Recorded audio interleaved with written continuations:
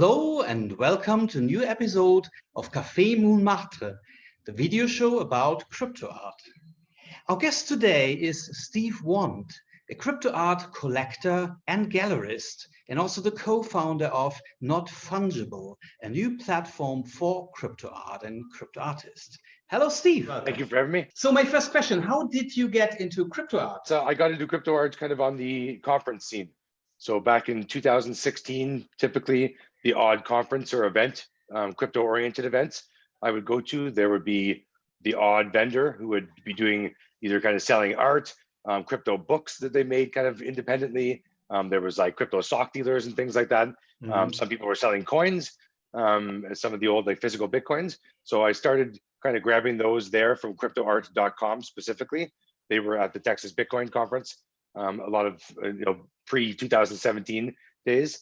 So I started picking that up, and then it wasn't until I met Josie at Consensus, and Josie sold me a physical piece of art and told me that in a couple months she'd be sending an NFT as the kind of COA for that. Yeah. So Josie Bellini, yeah, she brought you into the real NFT scene, yeah. Well, she was the first one who really paired a piece of art that I had purchased, because cryptoart.com and others hadn't done that prior to her. So she paired her physical tune-in 2019 with her NFT. So the NFT wasn't ready at the point when I purchased that particular print. It was ready maybe 4 to 6 months after that. And she sent those out for free after that as kind of the COA. And then it set the tone that moving forward, that's what she did for every piece of work. And the next pieces, I believe if you bought the original, the NFT accompanied it for 0.3. And then we saw them decoupled, and she would just sell prints or NFTs individually. And the NFTs are 10 times the value of the actual prints now. And there was already ERC 721 Ethereum. Was it still Counterparty or some other like pre-format? Josie was only doing ERC. Okay. So she was on ETH only. And I did follow Counterparty, Spells of Genesis, and Pepe back in the day. Didn't purchase any, don't own any still. That hopefully will change in the future. But as far as right now, I do recognize those as the first NFTs. So I would like to get involved in them. You're a collector, right? You're collecting crypto art. And how do you select your artworks? A lot of times I will genuinely like the piece. I follow certain artists that I follow their drops. A lot of times, 9 or 10 times I would buy what they're dropping because it resonates with me. I like it. So in that sense, I always, first and foremost, I have to, like when I look at it, be wowed and kind of say like, wow, I want to see that piece. I want to own that. I don't typically buy something just to say, oh, I own that. I know I can flip it next month for double the price. Because if I can't, there's certain things that I just don't want to, when I go through my portfolio, there's certain things that I want to be looking at. And so I only buy what I truly like. So whether that be on Rareable or super rare or nifty, all different price points, just because something is inexpensive doesn't mean it's a beautiful piece of art done by a fantastic artist. It just might be someone who doesn't have the opportunity to be on some of these curated platforms at the moment because of the noise in the industry typically. So you can still find some hidden gems on these platforms of some beautiful work for some very reasonable prices. So it doesn't really, I don't go by price point. I go by what looks good and what is very cool art. And what are some of your favorite artists, the ones that you're following every drop? I'd have to say I truly do like Josie. I just connect with her as a person. Her and I have a good relationship with each other. In that sense, I've always liked her work. Even when I didn't know what she was putting out, when I'd see it, I'd be like, oh my God, it was way better than I expected. I was thinking you were going to do something cool, but not this cool. So she's up there with one of my favorites, Lucio Paletti and Carlos Marcial. Both their styles. I like Lucio's stories that he tells through his work. That's a very beautiful aspect of his work, I find. And then Carlos's Infinity Rooms, they are just mesmerizing aesthetically to me. So I did have a collaboration between the two of them that I bought it for 2 ETH and sold it for 75 ETH to Max Stealth about 6 months ago. But it was one of my favorite pieces. Now I somewhat regret it because it was their first collaboration. And they're two of my favorite artists. So to have a piece of theirs together that was the first, in hindsight, I probably should have kept that. Okay. Yes. So Coldy has always been someone I appreciate as well. And then Hackatow has very cool work. And then there's some new artists. I really like Alan Bolton. I like Higsis. and a couple others that are new and doing some unique things. There's Raid Zero, who does Beeple figures, the people behind Eathmen comics. So there's a whole bunch of across the board things that I appreciate. Great. Yeah. You told me that you're not so much into like still art, that you like animation, moving image, correct? To be honest, yes, and I don't mean to say that because I know a lot of people still. I would say the masses still are from the traditional art space, and stills are the norm by far. This animation has only been, say, 20 years in the making. That this has kind of been out there, and now it's just more prominent. So, not to say that I don't appreciate still art, because I do have a lot of it. I do like when Josie, say, embeds augmented reality with hers, and I can scan it using an app, and then it's got movement and sound to it. So that is another layer that can be added to physical art, that just to kind of, stay with the times, or just push that envelope on what still art is possible of doing. But truly, I do, when I see animation pieces, and that's where in some of the clubhouse rooms I speak in, I can see where they're coming from as well. Some of what I like is almost graphic design, or mini audio movies and whatnot. So whether some people from the traditional space think that's art, maybe that's very questionable. But to me, when I see an animated piece, it almost looks like a movie short, let's say 1 to 3 minutes, and it tells a story and it's got some serious animation. It took weeks or months to create that. That's what I truly like the most. Okay, so what do you think this relation between, I mean, should crypto art, should it be like purely digital, only available in a digital form? Or do you also see this connection like Josie did with physical pieces and the NFT? What's your take on that? Well, myself, and again, I may be one of few, but I see more value and want to collect on just a greater desire, the NFT over the physical piece. It's staying in mint condition in my wallet that I can take globally without shipping, damage, all these things that real world can occur. So I just personally like the NFT better. As far as the physical art, I'm not too sure. I wouldn't say that there's no place for it in the crypto art, and not to bring it in. We've made still art for millions of years. In the last 20 years, we've started getting digital, and now it's being enhanced by software, and the market is growing. The eyes and the collectors, the money is there. So there'll be more tools built out, that much faster. So in that sense, I just see it as we've been making still art for this long, even continue to do so, but why not dabble in this new realm of art? Because at one point in history, it might be where, the next generation coming up that understands and is native digital, if they grow up and expect things to be moving and engaging and be a digital asset that they can trade and sell instantaneously and almost become liquid. In those cases, that is only digital art. Like a physical piece in that case has no space in that marketplace, really. So I don't know how long that would be, but I can see in 20 to 30 years, if the market predominantly is 20 to 45-year-olds in that space, a lot of those would be desiring some sort of animated, tokenized art rather than having the physical piece. Would you just show it on a screen and not put it on the wall? Well, like okay. Right now we can show it already on TVs, and I know a number of companies who are very, very soon going to be releasing and announcing these partnerships with different art sites that right now kind of buy and sell this art on their platforms, and they're going to be pairing with these companies, and it's going to be, this is like in the next 3 months. So in the next 5 years, I imagine it's going to be very, very easy to display your wallet with a click. Open MetaMask and just display wallet. You might have almost like a playlist in there. You would have music of all the different art you want under number 1, number 2. Go to your friend's house, display it on theirs when you walk by. Pick up your wallet. So all these things are coming sooner than we expect. And right now, in a lot of the clubhouse rooms, you hear traditional artists say, "Well, what do you do with that other than look at it on a computer screen?" And when people start saying, it's displayed outside of museums on huge like billboards and screens in Times Square, it's also on people's TVs in their home and these frames all over their office. So the more accessible these things are to display, I believe the more popular it'll be. And when people walk into your home and look at a photo sitting there, or this piece of art that's animated with movement, maybe sound, right now it's very new. So a lot of people are going to be blown away by the animation pieces. So I think it's a matter of time before, once the masses and this is out there and everyone's seen it once and understands what it is, I think it'll even take off more than we see it doing now. Okay.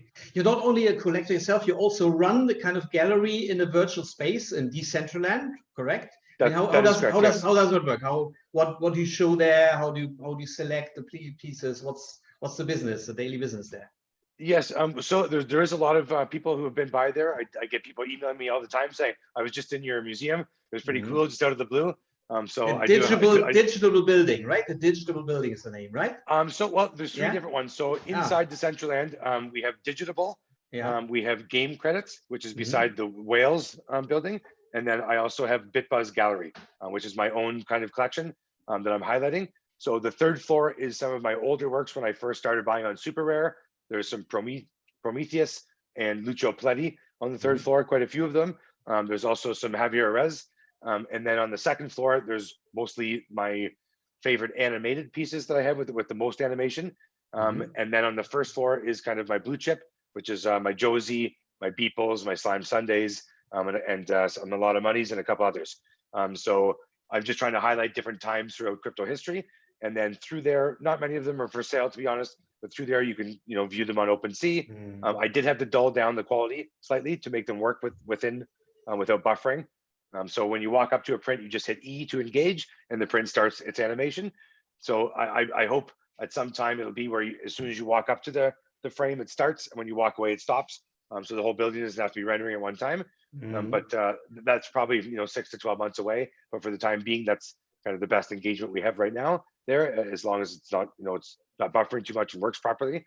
And then we've also got a not fungible building in Somnium space. Mhm. We've also got a We come game. to not fungible soon, but let's stick a Yes, little bit totally. to your personal collection, which you can visit Yes, in the BitBuzz gallery. This is only your personal thing, yeah, kind of a it permanent is. Yes, all those collection kind pieces of thing. are in my vault. Tell me, like your three pieces of that collection that you like, that thing that we should show, that give a good impression of what crypto art is about. Tell me Yes, your three favorites, I would okay? have to say, and funny enough, so I do very much like the last stand of the nation state, which is a still photo that Hmm. was put out on Nifty in November of 2020.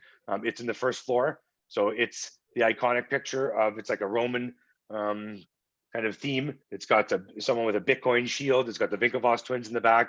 It says taxation is theft and a big sign. So Hmm. it really spoke to me when I saw it. And over the last couple of months, with what's been going on with the helicopter money being printed and everything else, it's very true and a sign of the times right now. What's happening? So that speaks to me. I also see it on a lot of different articles, and it's Hmm. kind of highlighted as one of those major um, kind of crypto art pieces that when people see it, they know exactly what you're referring to Yeah. without reading a headline. Is So it that is one I appreciate. Yeah, Yeah. it's just correct that lots of these crypto artworks, they're kind of self-referential. They speak about Bitcoin, the financial system, and decentralization. Is it true? Is it still kind of the trend? It is, and you know what? There's some artists that say it's so weird that people put Bitcoin and Ethereum on everything just to try and get it to sell. The reason why I'm drawn to that, and again, it's not everything. People make Bitcoin and Ethereum constantly on different things, and I don't buy it. But certain pieces, when it's intertwined with a statement about the government, the banking system, anonymous, Satoshi, just anything, the way where we're heading with blockchain technology, all those pieces, they just because when I started buying art back in the day, everything had that crypto theme in them. That's why it was being made, is to highlight that crypto theme. So I've just always been drawn to that over the last 5 years. So I've kind of kept that with me. So when I see certain pieces that I love, and then you see an Ethereum symbol in the corner, it just even is like, oh wow. And now, you mean if you were thinking about maybe I will or won't, when you see something like that, you mean it gives me the push I need to be like, yeah, I definitely want that. So that's just me personally. Others might disagree with that, but just those themes always spoke to me, and I'm heavily involved in both those communities, Bitcoin, Ethereum. So again, it's part of my life as well. So maybe it just speaks to me on a deeper level than others.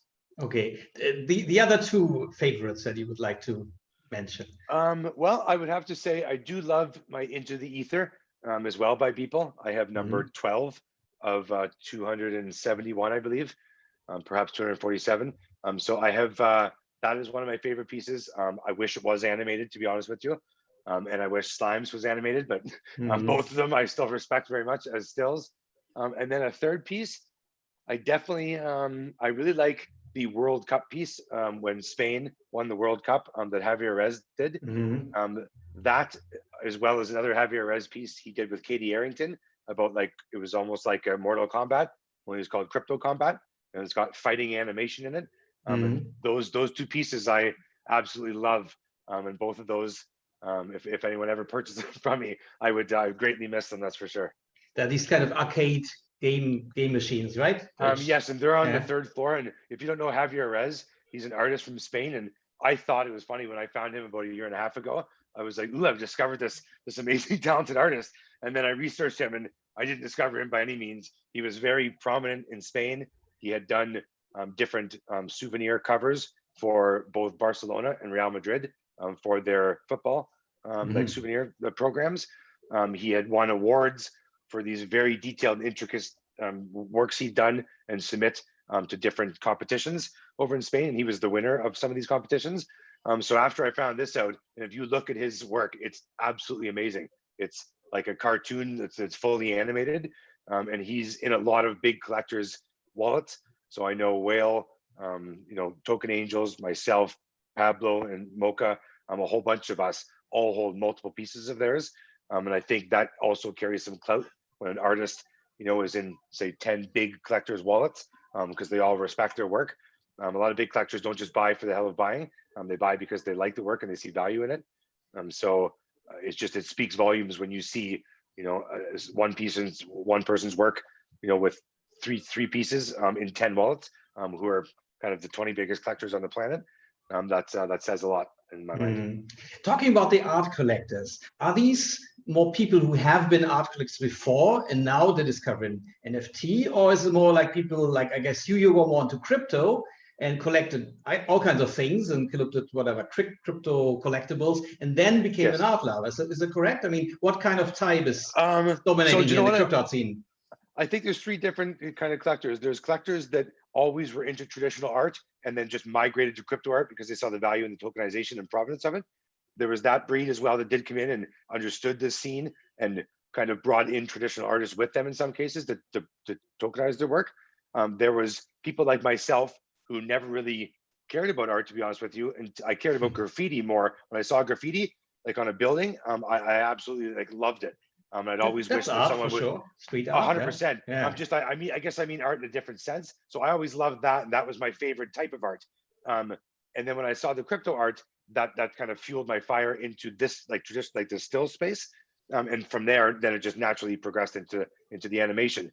There's also a new breed of people who are new to the space, who either blew up from DeFi or made the right investments, and then now are pretty prominent in the space and have very quickly come into the space and bought up a lot of art and raised a lot of floors for different things, whether it be a punk, crypto art, or different NFTs across the board. So there is three different styles. Some people understand the space more than others. Some naturally progressed into the space just because they went to Bitcoin, to Ethereum, into NFTs, and then oart. And others just always loved art. And then now it's a no-brainer for them to love crypto art because it now gives them the COA they've always wanted.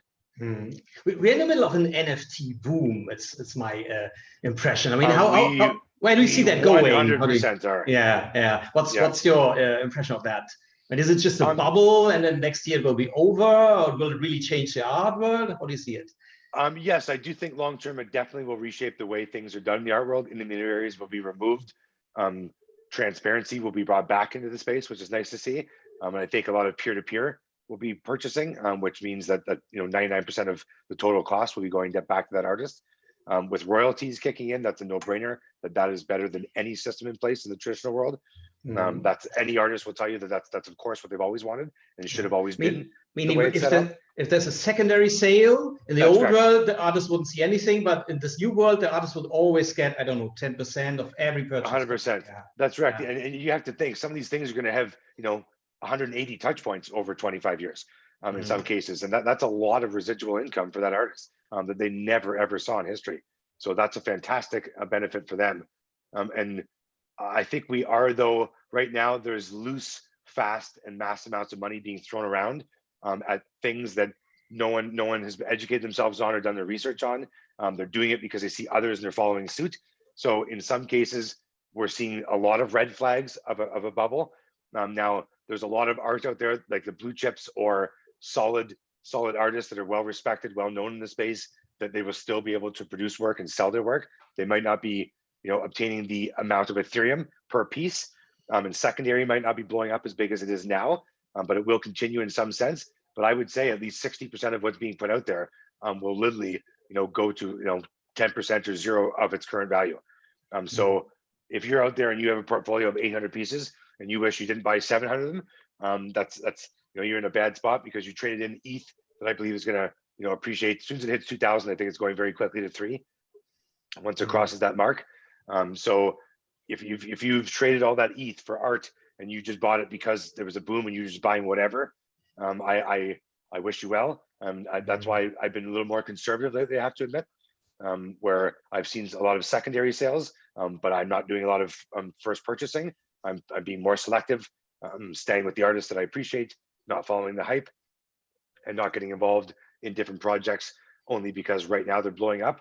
Because I remember, if you look, say 16 months ago, at the top 10 on, say, what OpenSea was doing, you see Gods Unchained, you see a whole bunch of projects in there doing mass volume. All those projects are either below 50 or aren't even listed anymore with zero volume. So things change very drastically in the space. So to be able to kind of watch what you're buying and know that it's going to retain its value is very hard to do. But the longer you're in the space, the easier it is to kind of see the value long term in these different projects.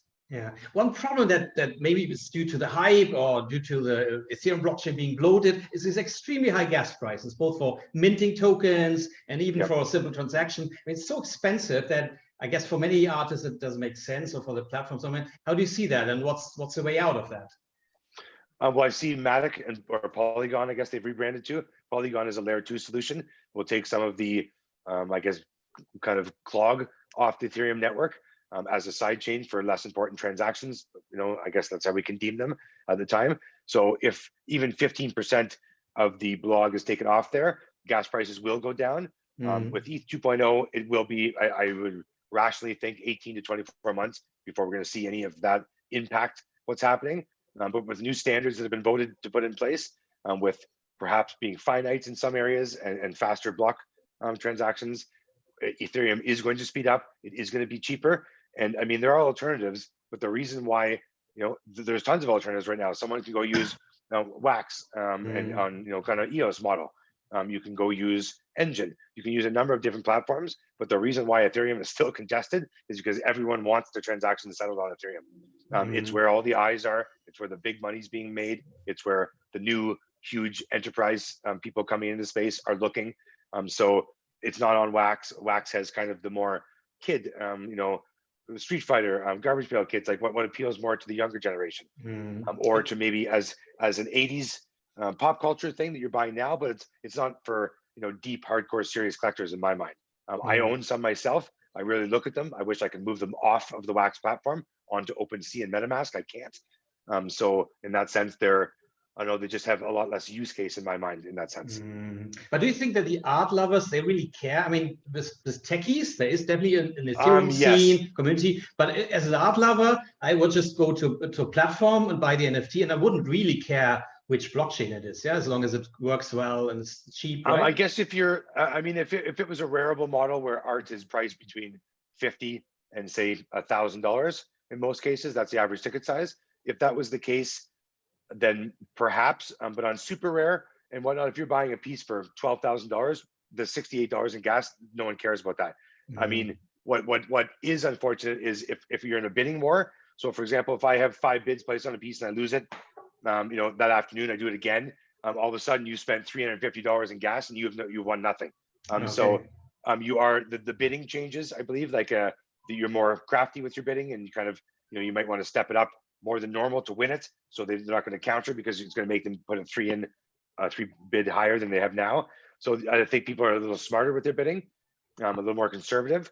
And then overall, I know like Whale Shark has mentioned it too. I think a lot of us we bought a lot, and we saw that we were able to buy these top blue chip artists in 2018 and 19 and 20 at very reasonable prices. Sometimes 0.15, 0.35, half an ETH. And now those same artists are getting 70 ETH. So a lot of us step back and maybe we're looking for new artists coming up in this space to replicate that model again, or we just took a step back and some people got into avatars and digital fashion, others into top shots and other things. So I think people are just dispersing and just exploring kind of the ecosystem. But I think art is here to stay. And I'm on Clubhouse quite often. There are thousands and thousands of people a day coming into the space with the exact same questions, the same set of 5 questions. You know, what's MetaMask? What's minting? What is gas? Do I buy and sell? Do I keep it in fiat or do I cash out? And all these things. So there's definitely something forming. And again, this is only people with an iPhone. So if there was what Android opens up on Clubhouse, would be another wave of these thousands of people every day coming into the space. So I think we are going to see what's kind of gives me the biggest flag is there's say 10,000 new artists coming on board every day and maybe 8 collectors. So, you know, we need to have thousands of collectors coming in with thousands of artists, or the supply and demand is going to be sort of whack, that it'll be diluted on these platforms and there'll be so much art that it doesn't even look like much is selling anymore. Yeah, so there's an imbalance at the moment. Many artists are getting into the space, hoping to get rich, but not so many people like you, not so many collectors. So we probably have to educate the collectors, right? So they know what MetaMask is and how exactly. it works. Educate the collectors. Also, like bring them over from the traditional space who are buying that art. Because if they're interested in that art, a lot of times, if they discover what this is, it'll blow their mind. So likely they might be full time coming over here and attract from that world altogether. So that is very important. And then also, just like I hear a lot of people being like, just mint it, like mint anything. And not only is that clogging Ethereum to make gas that much more expensive, you're also putting that much more out there that people that want to find serious stuff have to look through, and it deters them from looking if there's so much stuff to look through, you know, to find one gem through thousands and thousands of pieces. So I wouldn't say mint everything. Be proud of what you're doing. You know, think that if you look back in 3 years that you'd be happy you minted that piece, not be like, oh, I can't believe I did that. You know, that's embarrassing that I did that just to get some money. And some people come in and say, well, how much can I sell something for? And you know, I mean, like, how much can I sell something for is the wrong. You know, how much do you think that's worth? How long did that take you? You know, did you have to buy software that was $150 to make that piece, and it took you 3.5 weeks, and it's a one of one, and you've never made a piece before on super rare? Like things like that warrant those prices. Coming out and minting 100 things on Rarible and charging 3 ETH per piece, you know what I mean? And the piece is terrible. In that case, you know, there's a lot of things, education that person could have, you know, almost saved their name or their handle that they're going by in this space. That's something that you do, right? Educating the artists with your new venture, Not Fungible, correct? Tell me something about yes. Fungible. Yeah, so Not Fungible, we expect to open mid-April, and it is both an art incubator for new artists into the space that just need a little hand-holding, that aren't familiar with kind of the crypto side of it or the blockchain side, but are fantastic artists already. And other people are new to the space, and just because of the noise, they're having some issues getting on these curated platforms, and they don't understand perhaps how to market themselves properly or who to engage with or collaboration opportunities. So we're trying to help 2 different echelons of artists in this space. And then we also have a high-end gallery that we're putting out with kind of already established artists. And we're going to be using some of the artists coming through the incubator who are looking for commission work to be able to give them pieces as well to do that they can split commissions with us on. Okay, so it's kind of a talent school for artists who want to learn how to become crypto artists, how to use NFTs. That's the purpose, right? Not incubate in the sense that you invest in them, you invest your time and energy. No, it's almost to give them a boost into the ecosystem, to vet them properly, to get them on the platforms that they deserve to be on. That maybe right now the applications are so intense that they're getting ignored, and you know, not on purpose, but just by default. So we want to just have best practices and some standards, because there's a lot of things that someone can do just by asking a couple questions. You know, like, what's the price point? What site should I be on? How many should I mint? You know, like all these things are very important. And some artists will come into space and get excited and drop 17 things, all astronomically priced, and someone sees that, and then they just, I don't know, their name is almost not taken seriously moving forward. And it's unfortunate because just for lack of knowledge or understanding, it's something that the artist has almost shot himself in the foot out of the gates, and they have a very short-lived career under that name, essentially. Okay. So that can be changed very easily. So if there's a young artist who wants to, how would that artist get into the Not Fungible incubator? What's the process? So through our website, notfungible.com, notfungible.com, there is a form you can fill out. It just asks, have you ever made some pieces of art? Do you own a wallet? Do you hold Ethereum? Do you have a Twitter account? And if so, what's your handle? So all these things, we just want to kind of review them and kind of vet them prior to engaging, and then kind of offer recommendations on what's best suited within the incubator for them. So some of them, we're going to be able to partner them with collaborations of people who are very established in the space, but maybe they wouldn't have the opportunity to do that alternatively. Might be, some people will be, kind of recommending to some of the bigger platforms, this is an artist that we feel strongly should be on your platform. Maybe they should be fast tracked through your approval process. And in some cases, people will be saying, I sell on Rarible, but I only sell certain things. And we'll be able to actually say, no, you're perfect for some of the jobs we're looking for, that we're paying for you to be doing. And a lot of them, if they take us up on that, at least we'll be kind of getting them familiar with how the workflow works, what's expected of them, kind of getting used to kind of doing one side jobs while they're doing what they love on Rarible or OpenSea. So we're just trying to appeal and bring some sort of guidelines to the industry just to help people. And again, there's one of the kind of the lower tier is free. So anyone, it's not something that we're looking to make a profit off this. This is something that we want just to make the art ecosystem, the crypto art ecosystem, just a better space. Okay, but would you get like a share of a sale of one of your artists, or what's the business model? So our business model essentially is for the higher end series through the gallery. It's 50% to the artist and 50% to Not Fungible. And then there's 5 mints minted. So mint 1 goes to the artist. So for example, our first piece we listed on Maker's Place about 2.5 weeks ago, overlapping People's Auction. So Lucio had a number 4 of 5 that we listed. It went for 1 week and it ended at 17 ETH, I believe. So it was 50-50 for both of us. And then Lucio holds number 1. Our vault holds number 2 and 3 for 3 years. And then number 5 is being listed on Maker's Place in 6 months from now. Okay, so you make the money with that high-end gallery under the same name, and the incubator, you do that more or less nearly for free, but with the intention, of course, to generate artists who would then exhibit in the high-end gallery, correct? That's correct. And then as far as if there is a second business model for the incubator, if you're in the paid kind of like advanced, I guess, portion of it, which that one's 150 one-time fee. If you're there and we get you onto, say, a platform with our recommendation through the vetting, we take 8% of sales for 1 year period. Okay. So yes, 100%, yes. And I mean, some of these artists, and it's funny because I've seen, for example, Alan Bolton. Alan Bolton is now on Maker's Place and I believe Known Origin, doing some collaborations and a lot of cool things right now. He was on Rarible about a year ago and I found him and I was like, this guy's fantastic. I can't believe he's not on a better platform. And when I emailed him saying, hey, have you ever tried for something else? He goes, I have, I just haven't, I won't get accepted. I contacted them, but I haven't been accepted. And I was thinking, wow. So in some of these cases I reached out and I was like, I don't know who you should be putting this from, but someone needs to look at this guy. He's fantastic. He's on Rarible right now, selling his art for like $80 a pop, and he should be selling them for thousands. So someone needs to do this. He then got accepted to Maker's Place. He's doing fantastic. His last piece, I believe, sold for like 10 or 15 ETH. So he's where he should be. And that was just you know what I mean, by networking a little bit and by maybe putting in front of the right eyes, people can kind of be achieving what they should be. So as an artist, it's better to be on these exclusive platforms like Super Rare and Makerspace, where they select an artist. It's better than being on like OpenSea, Rare, where everybody can just expose their pieces. I guess in certain cases, I've seen one-offs, like for example, ETH Men Comics, Beeple Man, the figures that Raid Zero made. There's certain projects that I do feel there should be 50 or 100 mints. They have a huge community. Inside of these things, there's unlockable, kind of engaging in-game things that you can be doing with them.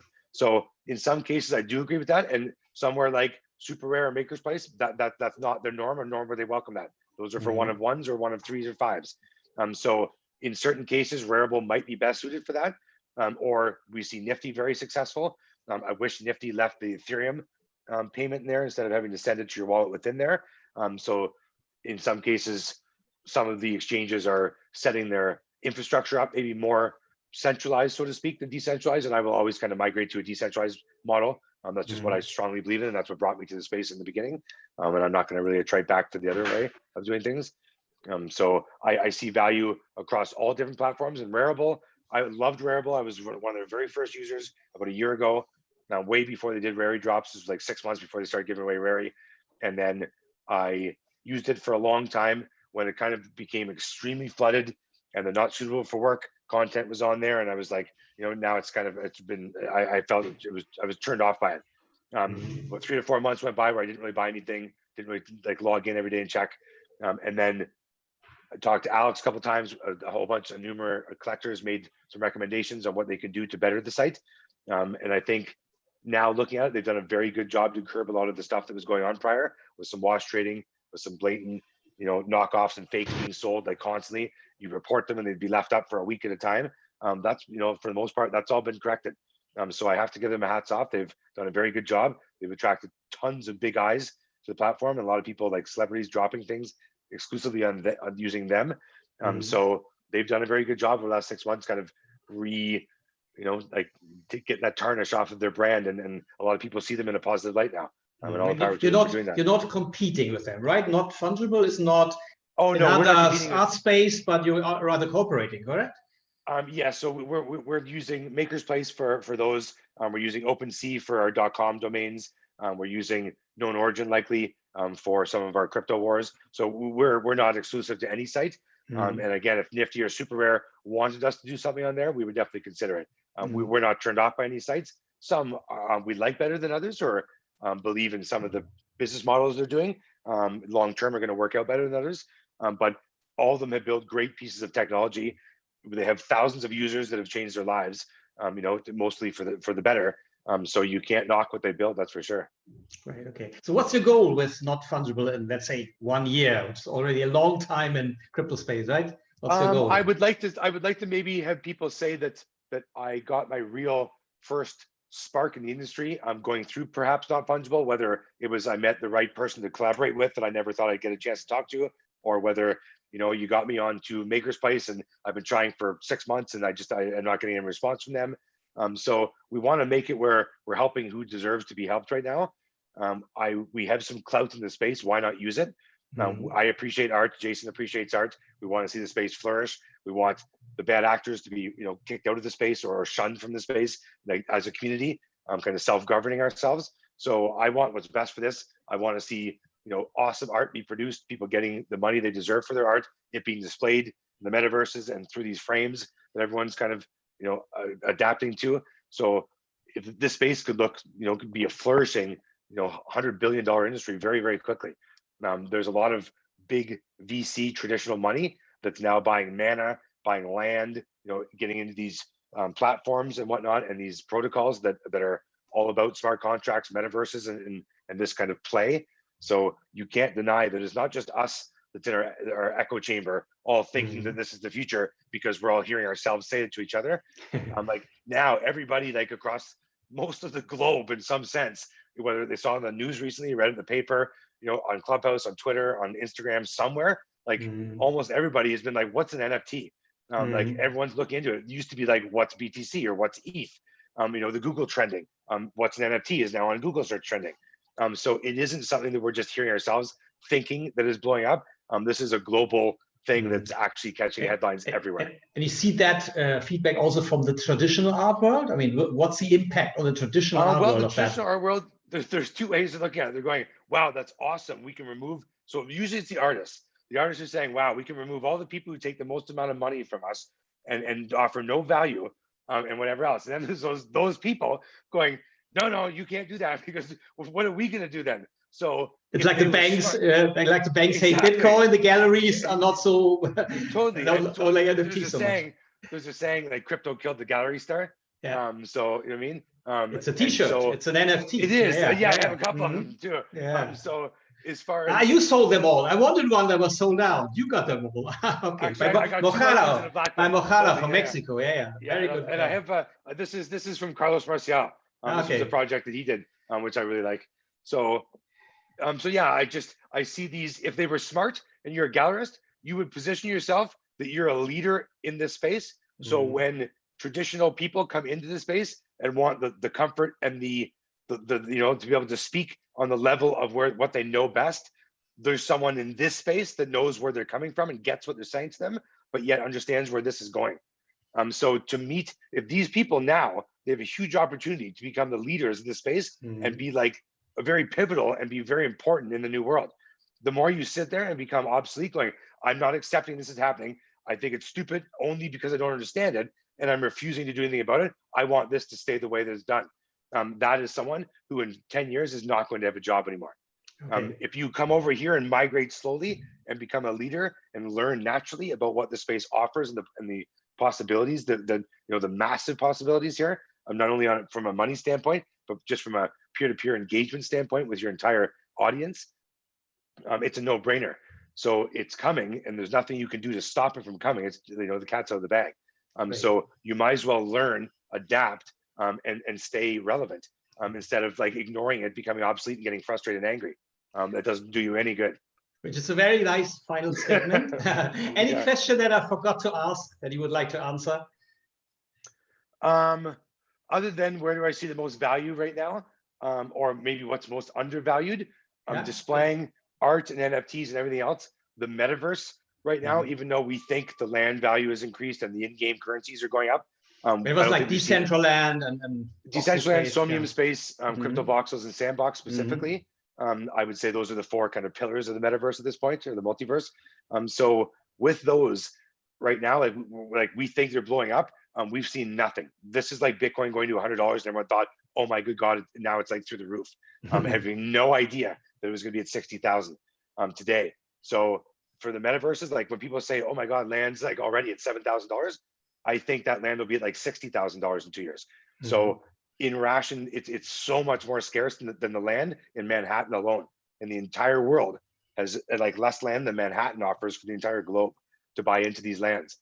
So it's extremely scarce. Every piece of property is a one of one, and their in-game currencies offer almost like a fraction and frictionless transaction fee, being very minimal in-game like opportunities for thriving economies to take place. Now we're talking real estate, right? Not art, which is another topic. But you're connecting the two things very much, they go right? hand in hand, because in most of these buildings, it's flooded with art, art and NFTs. So they're definitely intersecting, and art took off specifically when a lot of money, Josie and Coldy, made the huge art district in Crypto Voxels in 2018. That's when the super rares and all these things people were going, where'd you get that art?